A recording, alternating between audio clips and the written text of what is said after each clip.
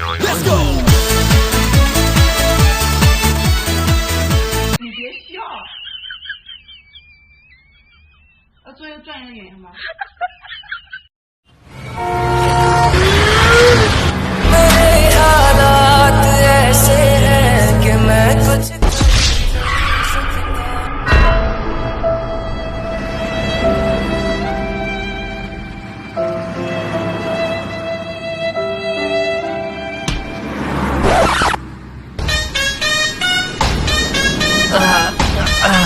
एक मिनट भाई साहब, अरे हो तो गया। अरे धन्यवाद भैया, रास्ता ही तो पार करना।